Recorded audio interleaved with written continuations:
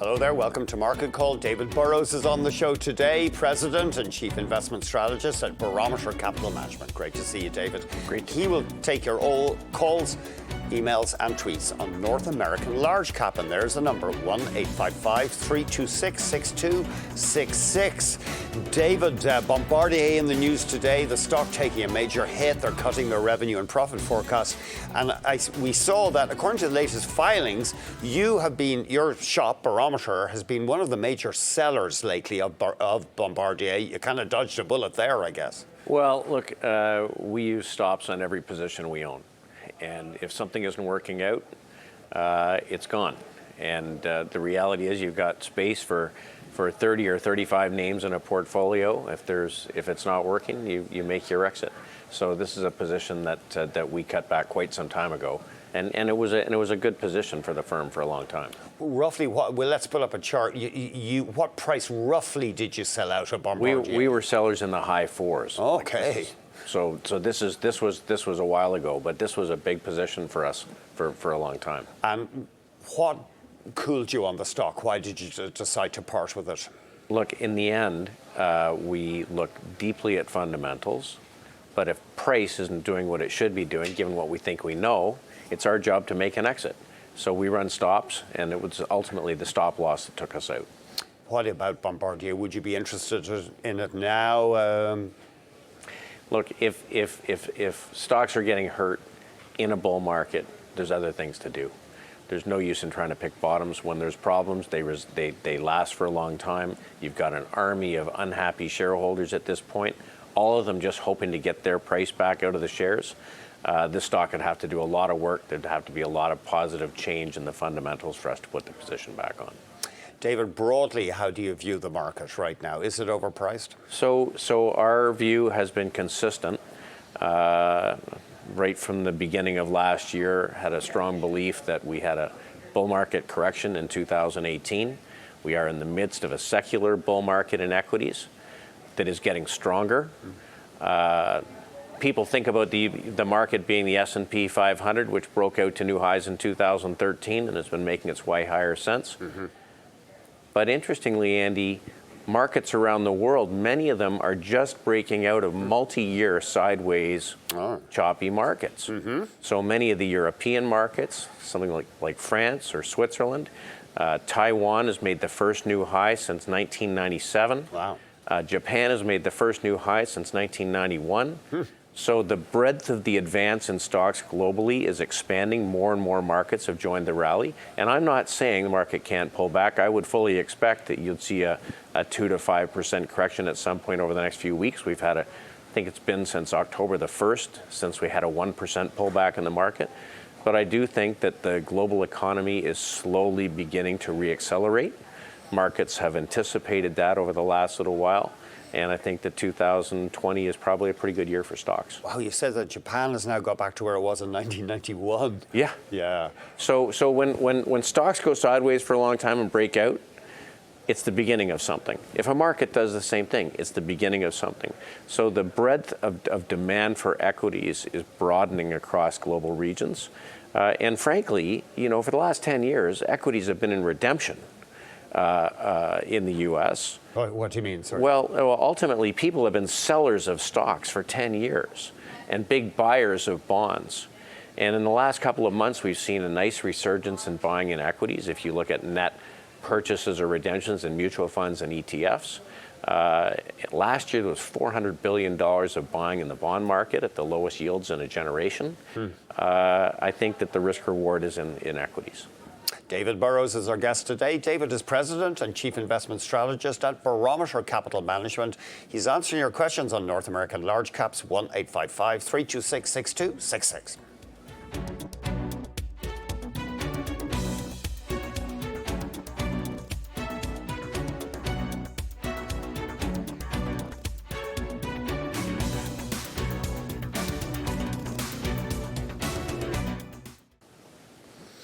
We have an email from Amy in North York, Ontario. The subject is U.S. technology. I'd like to invest in U.S. tech stocks.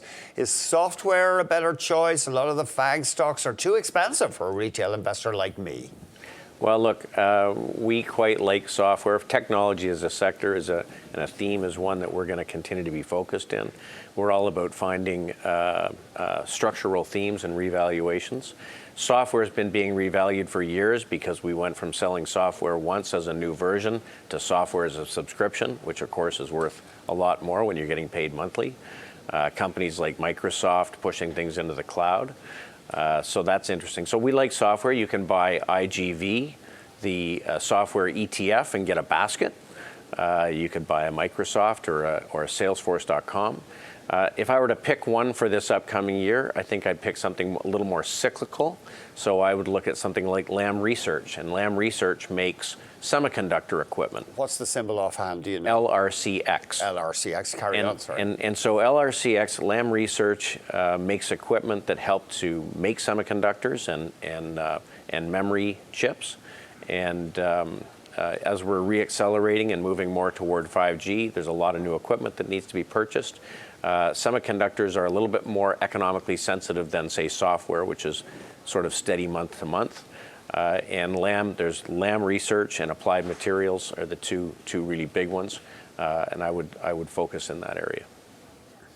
Okay, thanks very much for that question. We've got Larry in Toronto has got tech on his mind. Go ahead, Larry. Hi, good afternoon, gentlemen. Hi. Thank you for taking my call. I've been following you since you came on the show after Trump was elected, and your macro view has been spot on, and it really helped my portfolio just following what your recommendations have been. My question is on Microsoft. They will be releasing their earnings in about 2 weeks' time. There seems to be a bid on the stock now going into earnings.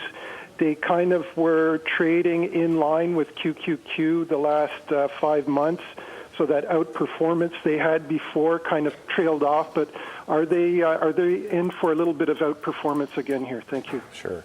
So Larry, look, in many ways, Microsoft is the QQQ. Mm-hmm. If we throw a few names in there, 4 or 5 names, it makes up the bulk of the QQQ in weight.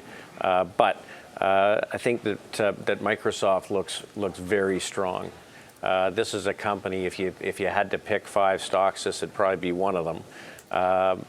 Because this move to the cloud is still relatively early stage.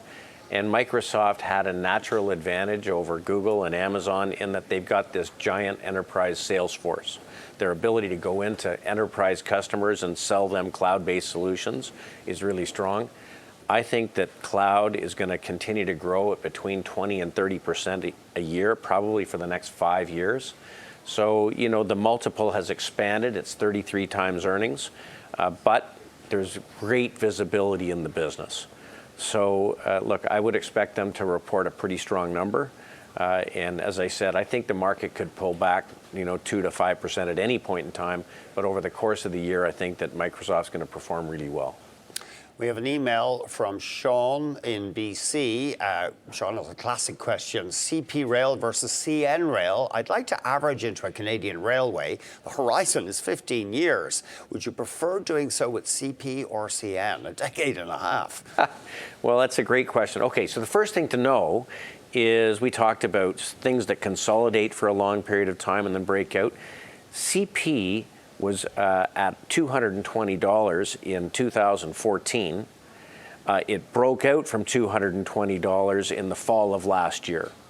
So it consolidated for 5 years and has started to move to the upside. And it's not the only one. We're going to talk about another one today. Mm-hmm. But this is a great way to participate in North American economic growth. And CP, global growth, because they got a lot of east-west bulk traffic.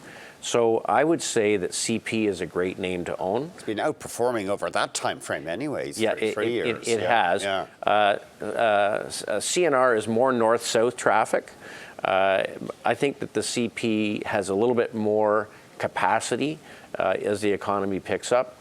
So they probably have a little bit more upside in the earnings. I think they're both going to do well. But if I had to pick one, I would pick the CP. Yeah, I see over 5 years they're pretty level. It's more of a recovery lately, relatively speaking, in CP. Right. Peter in Niagara Falls, Ontario, fire ahead. Afternoon, gentlemen. David, I was wondering if I can please have your opinion on Cenovus Energy, and Andy, can I please have the street estimate? Thank you. Thanks a million. Yeah, so the first thing I need to say is that in general, energy continues to be challenged, right? And unless you have the very best asset, I think that there continues to be risk.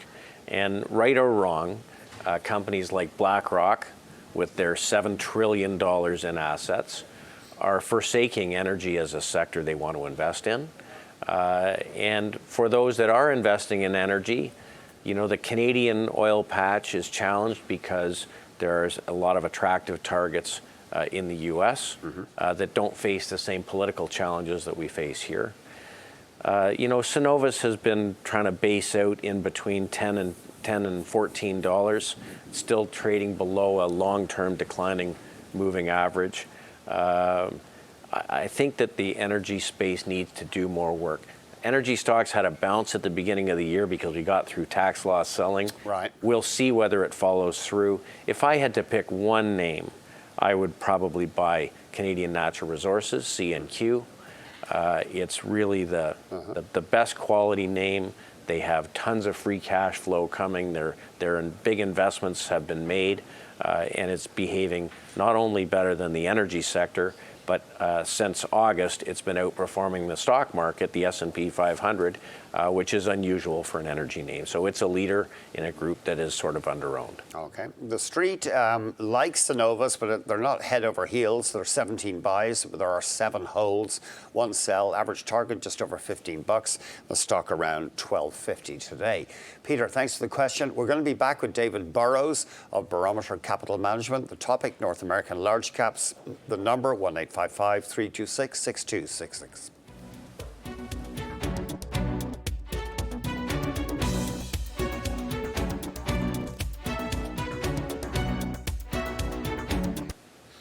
Welcome back, and David Burrows is taking your questions today. You know that number, 1-855-326-6266. We have, I believe it's Jerry in Vancouver. Go ahead, Jerry.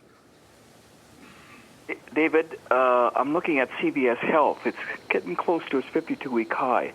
Would you be a buyer, seller, or continue to hold this stock? I've held it for a couple of years. It's finally broken even. And Andy, could you give street consensus, please? Thank you. No problem. CBS. Okay. Sure. So look, CVS has actually had a great move since June. It's traded from about $55. It's going to run into some resistance here in the high $70 range. Here is my theme for 2020. Focus on companies that get a boost from a stronger economy. Right? We've come off a mid-cycle slowdown. And during that mid-cycle slowdown, a lot of people moved toward more defensive assets, things that were highly predictable, things that act less like the economy, things that act more like a bond. And the drugstores sort of fall into that camp. Earnings growth at CVS is in the single-digit range. It's not expensive. It's 10 times earnings, but less likely to get much of a boost from a stronger economy.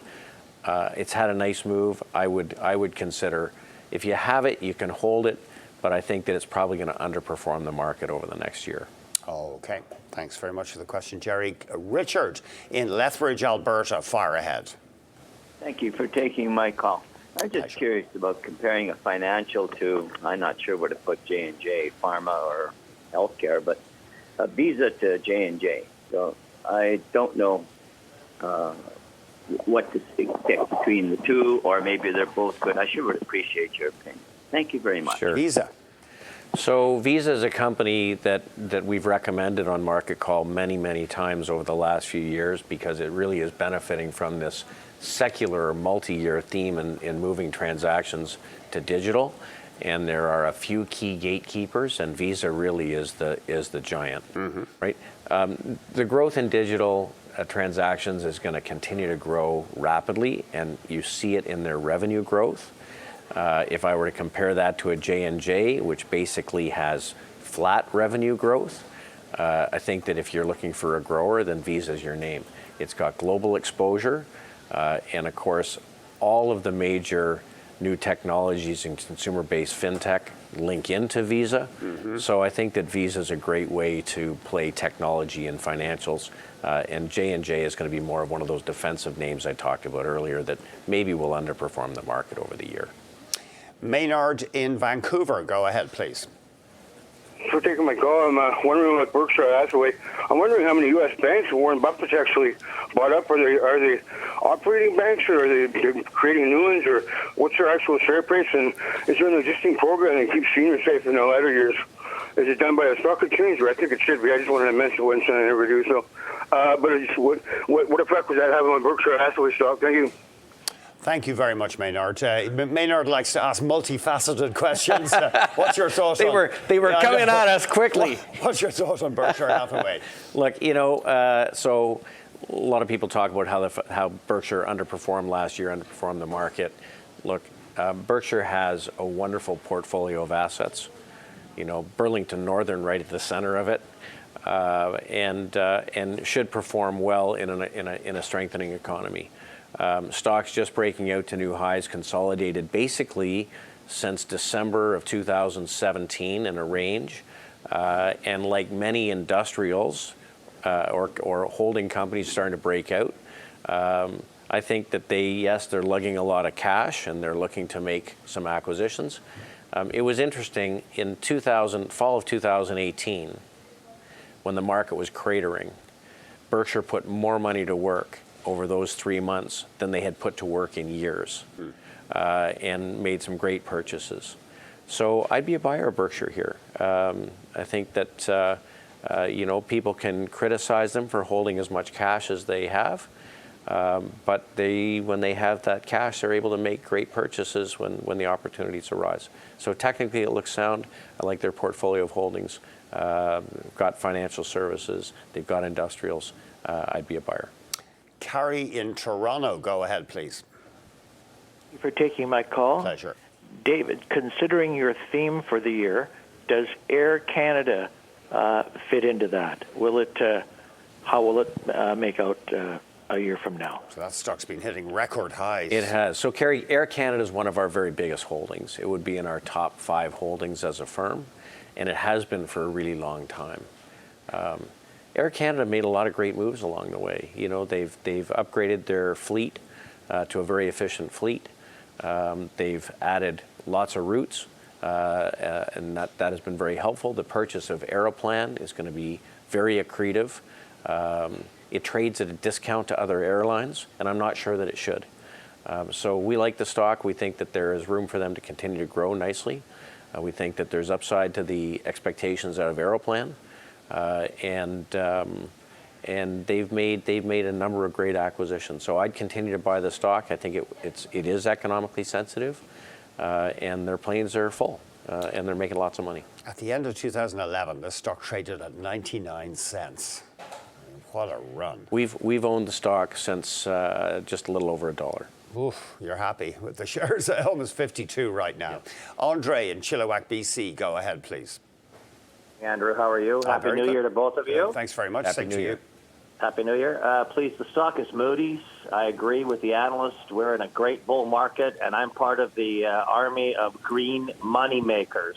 Have a good day. Thank you. Thank you. Look, the index providers and the bond ratings companies have a win in what's going on in China. Because a lot of the new debt is being issued out of China, and Moodys is going to rate a lot of it. So the opening up of financial services in China is a big win. It's a big win for the credit card companies. It's a big win for the index providers like SPGI. It's a win for companies like Moodys. So as long as we have companies issuing new paper, and that's going to continue, there's going to be demand for these credit services, and Moodys is obviously right in the middle of it. It's hitting a new relative strength high versus the market today. It's been a very steady performer, and it's one that I would expect to continue to do well.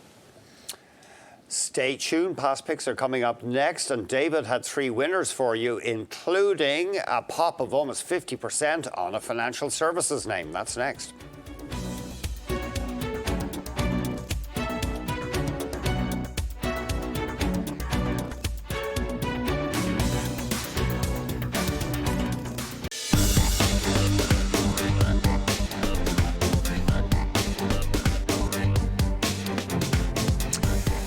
Okay, David was on our show February 7th of last year. His first idea, Canadian apartment REIT, a return of 16%. Yeah, we really have liked the apartment REITs, in particular because rents have been growing very nicely. And so not only are we getting a nice yield, but the distributions are going up. And we think that's important because as we move forward here, there's been a ton of money that's crowded into companies with high dividends, but with very little dividend growth.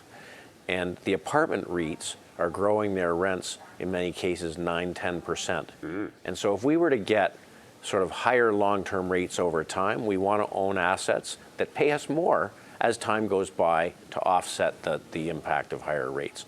And Canadian Apartment REITs is one of those companies. I mean, I suppose higher rents, the tenants aren't delighted, but presumably that will tend to encourage more rental housing coming along, which is a thing Canada needs. Canada needs it. Yeah. There's a shortage, and that's why the rents are going up. But certainly as apartments turn over, the rents go higher. MasterCard, 48% return. Yeah, look, the card companies have been favorites of ours for a while. MasterCard is growing its earnings at about 20%. It will this year again, and it will next year again. They got a gross margin of a little over 50% profit on their revenues. They've grown their dividend at 20% a year over the last 5 years.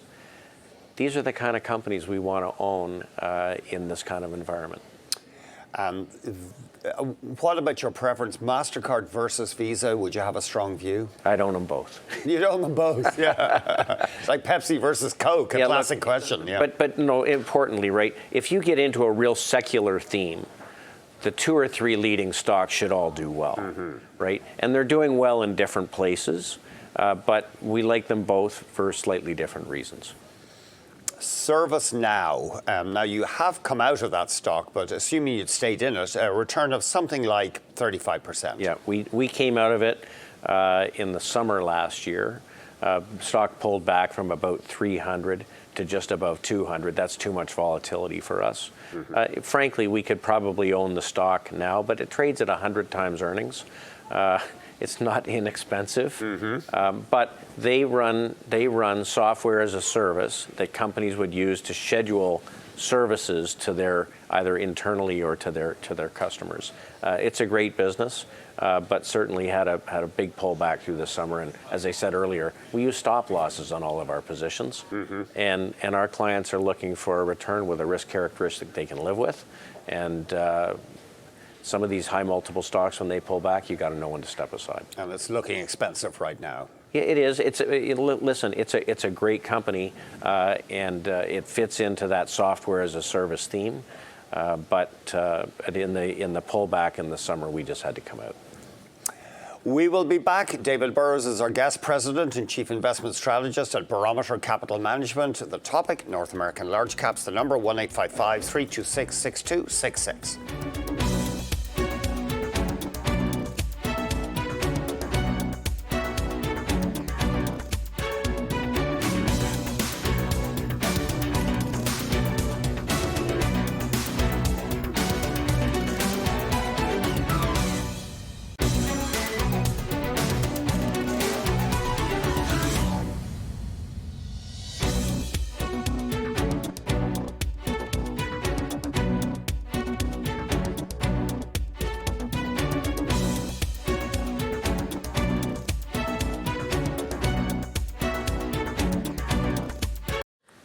Welcome back. Let's go to Montreal. Alex is on the line. Fire ahead, Alex. Yeah, I'd like to ask you about Activision Blizzard. They seem to be in the right space now. To know what you think about that. Thank you.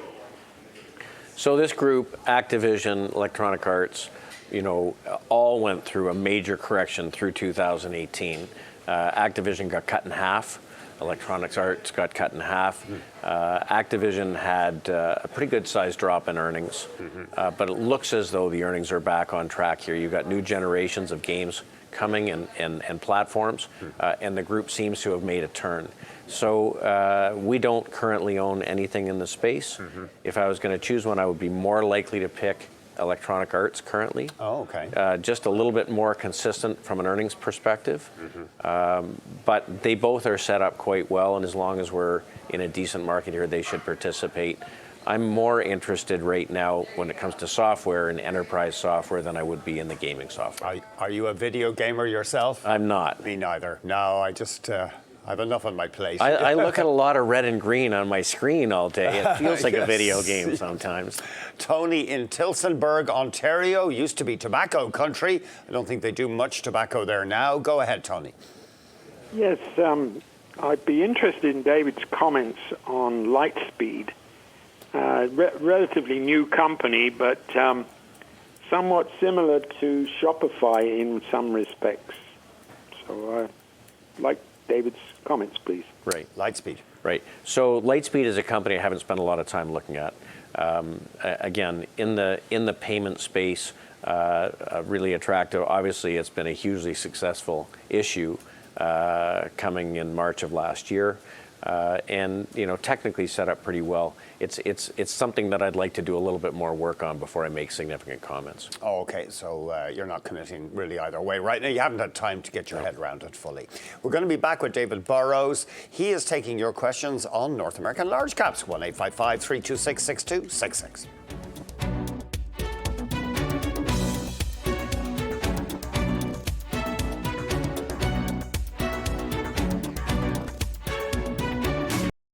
Colin is calling from Sarnia, Ontario. Go ahead, Colin.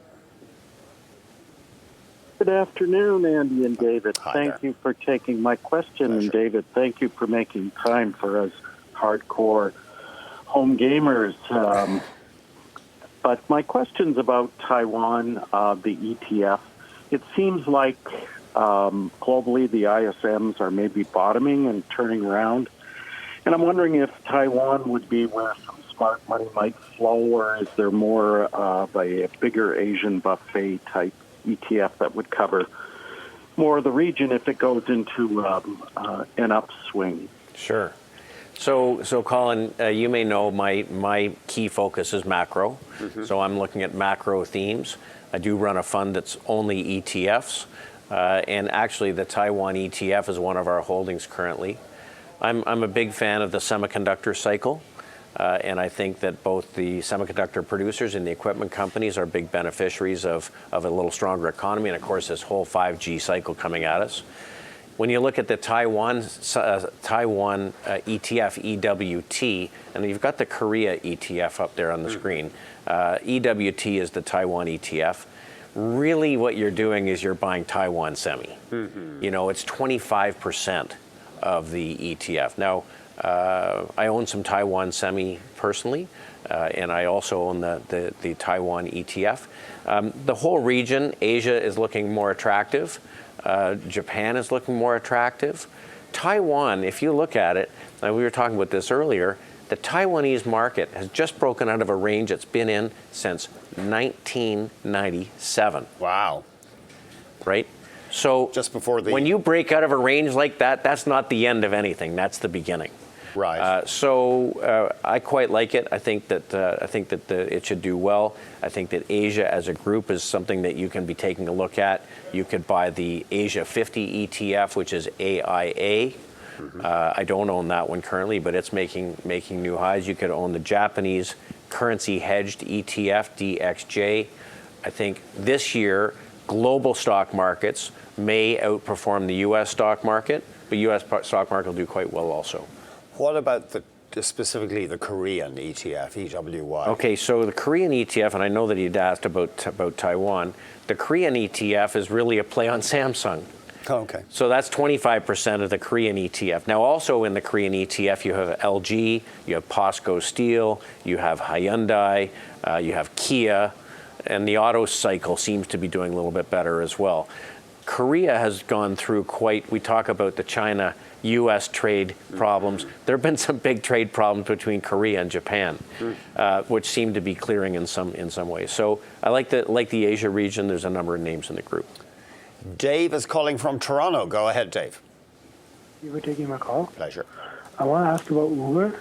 Uber is like a name that I like for like a long-term hold because it's not profitable right now, but they're investing significantly in research, and it kind of falls under your theme, David, of like looking big picture and thinking about companies that will be profitable in the near future.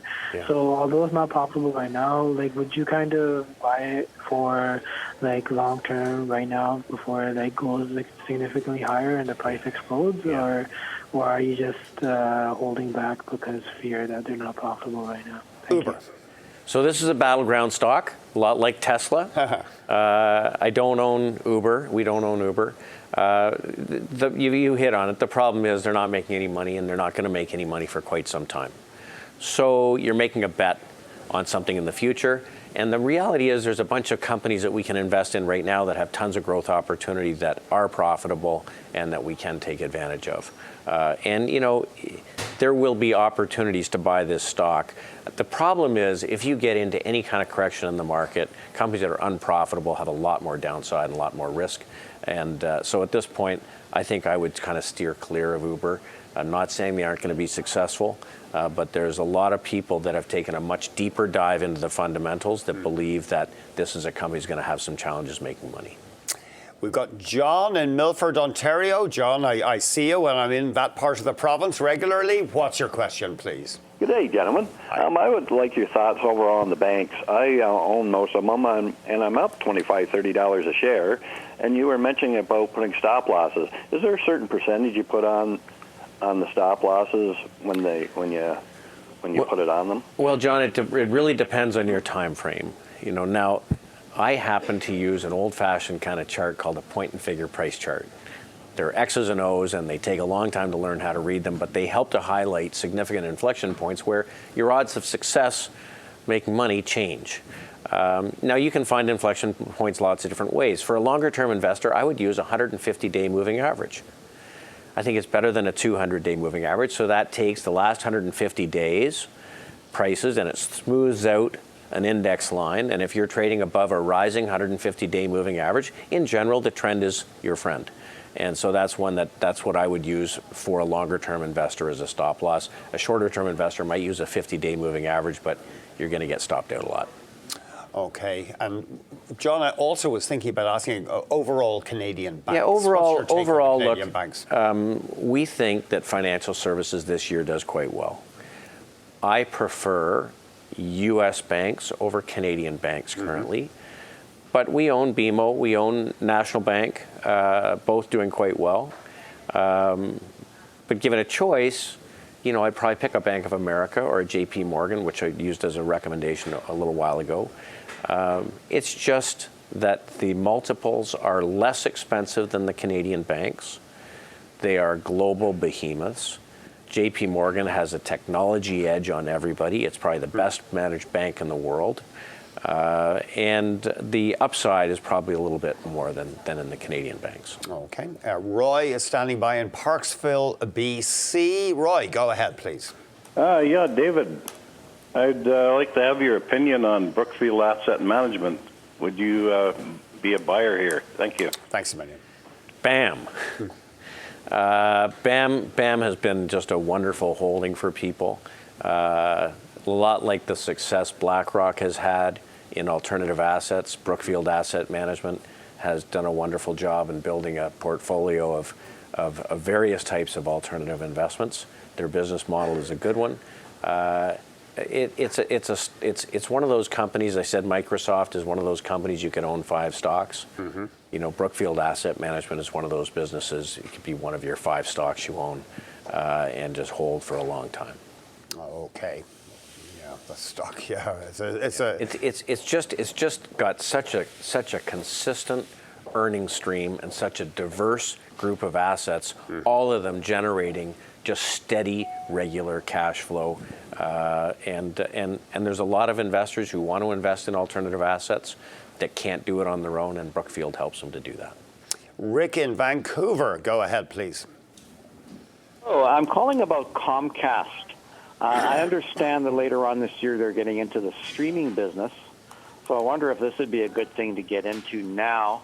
And if I can sneak in another stock, I've owned Rogers for a few years, and I've done okay with it, but it's been under pressure for the last year or so. So I'm thinking about selling Rogers and maybe rotating into Comcast. Is that a move you would consider making? And Andy, if possible, can we get the consensus for Comcast, please? Comcast. Okay. Thanks very much, guys.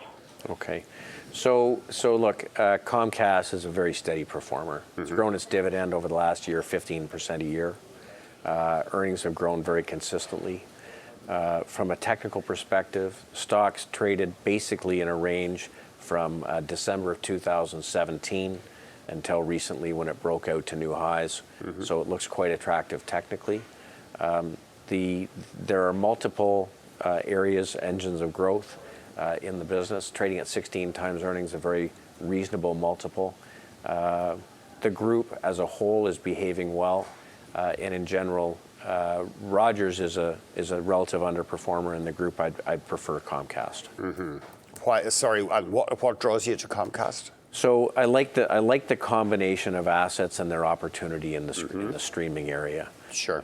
But it's just been such a dominant company, and it's been so consistent in its earnings growth, a little bit more consistent than a Rogers. 32 analysts have buys, 8 have holds. Average target about 51, and the stock's around 46.40 right now. Matt in Bolton, Ontario, go ahead, please. Hi, David. David, I have a strategic question. I'm hoping that you can help me with. I own some ETFs that follow U.S. banking and tech. I'm wondering at this point in with things turning a little bit more positive now with respect to outlook, would you suggest rotating out of these ETFs into individual stocks, blue chip stocks, something like a Microsoft, a JP Morgan, things of that nature? Thank you, and I will hang up and listen to your response. Because you touched on JP Morgan. Hey, Matt, I think that's a great question. Remember, when you buy the ETF, you're lugging the best companies and you're lugging the worst. So in the case of the KBE, which is the big bank ETF in the U.S., you're going to own both JP Morgan and you're going to own Wells Fargo. And on one hand, JP Morgan is nailing it and knocking the lights out in their earnings, and Wells Fargo has lots of problems. So we're into a market where you've got a pretty firm backdrop, and I think you're going to see single stock names outperform their indices, and there's more separation between the names. When you get into an environment where there's some big macro risk, the macro impacts everything all at once. Yeah. When the macro dissipates and you wind up in a normal market, there's more disparity between names, and you can do much better on single shot investing. So I would prefer to own JP Morgan over the KBE. I own both of them, but I would prefer to be ramping into the stronger names. Okay.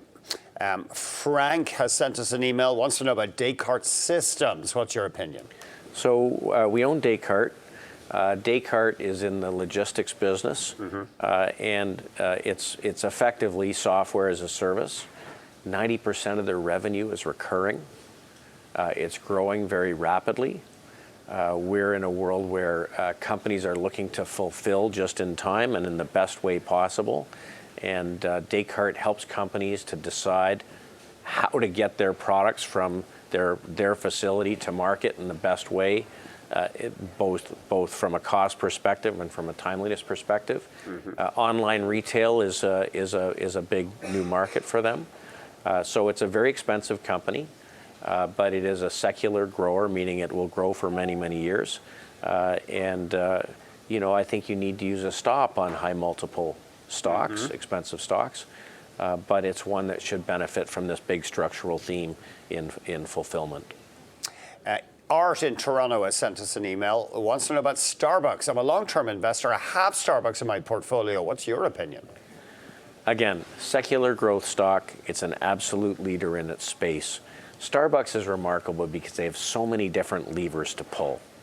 You know, when you look at their business model, they've got great growth in their food services. They've got great growth in their online ordering. They've got all of these different store formats that they're constantly trying. They're always reinventing themselves. and it's exceedingly well managed. They have grown their dividend 23% a year over the last 5 years. And we don't so much have to worry about the economy when it comes to Starbucks, even though some people call it $5. So look, it's a company I think that you can have in your portfolio as a secular growth stock, and it's going to perform quite well. We are going to take a break. We're going to have David Burrows' top picks after this on Market Call.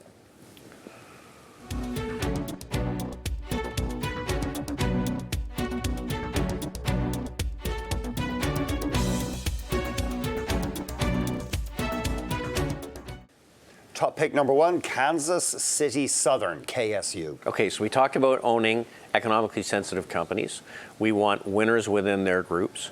So Kansas City Southern, I think, is probably the best U.S. rail you could own. It is ties the Gulf Coast of the U.S. to Mexico, northern Mexico. Trade between the U.S. and Mexico is growing at about 13%.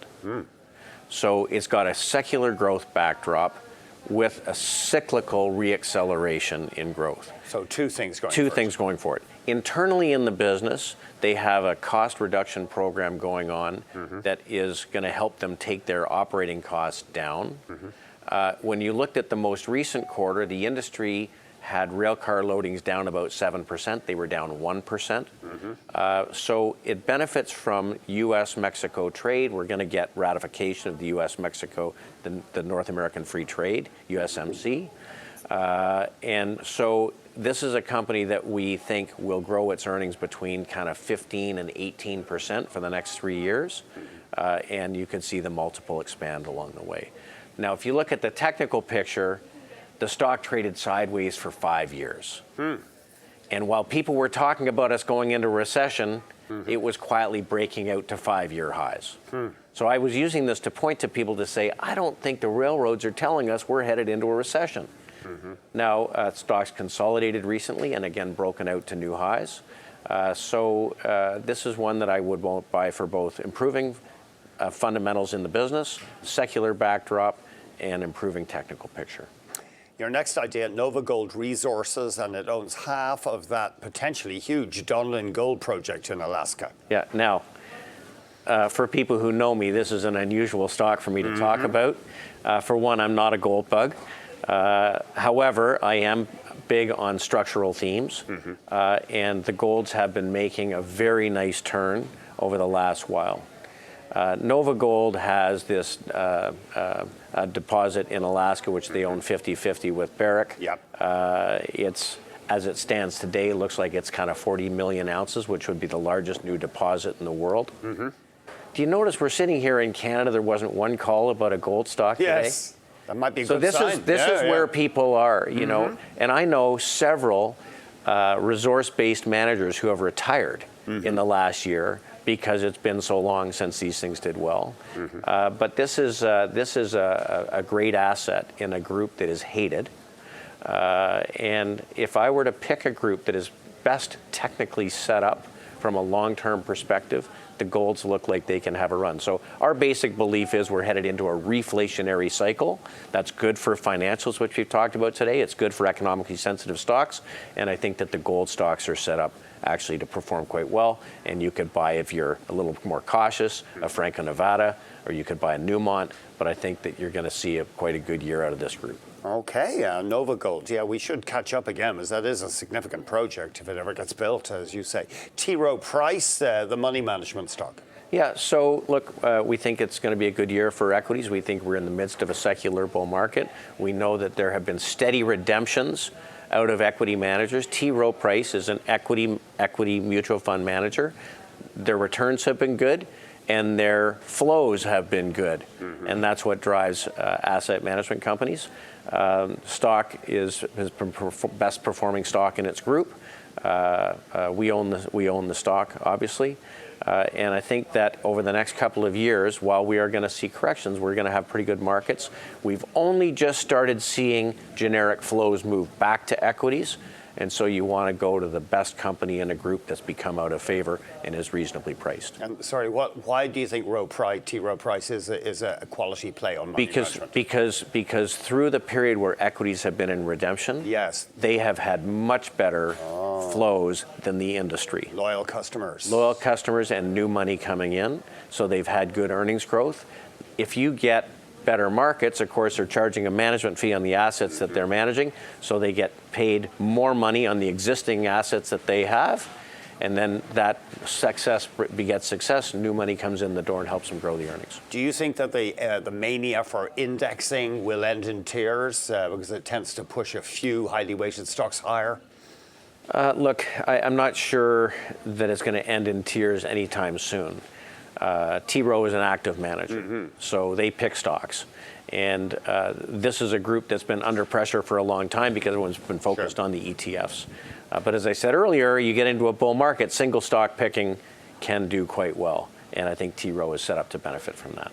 David, thank you very much indeed.